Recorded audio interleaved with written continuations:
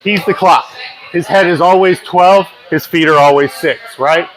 If he's good, his hands can take up space on that clock, right? So this 12 to 9, 12 to 3, his feet take up 3 hours on the clock. So if I want to take him over, I got to remove one of the arms of the clock, right? So if I'm going this way, I got to say I've trapped this arm, I got to drive him. If I drive him at 12, he's got this hand still, right? This hand will post out here. I'll drive, he won't go anywhere. If I have this hand trapped and I try to drive him at 9, this leg will post out, like flat, like go exactly like that. And I'll drive, and then he'll shut me down, right?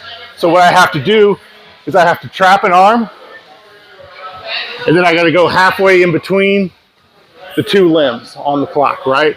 So this arm goes from 12, this arm's got till 9, that means I'm driving at 10:30. So what I'm going to do is I'm going to trap this far side arm. He's totaled up.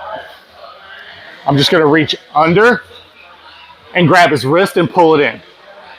I can grab at the elbow or the wrist. It doesn't really matter. I like the elbow better, but if he's maybe a little shelled up and you can only get the wrist, it's fine. Pull this in. 10:30. As I drive at 10:30, he can't post. I can just drive and roll him over. Set my cross face. There's my points. So same thing. My hips, that hip movement we did is part of this drive. He's shelled up, I come under.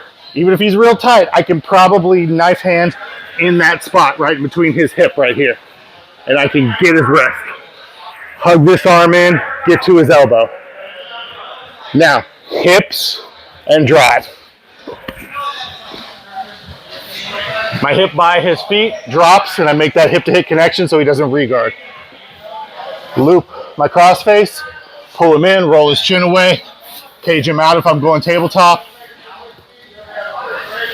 Get up and get my base. This is like your basic arm trap term in folk style. Super common for pinning. Give that one a try and we'll go into some more complicated stuff. 1, 2.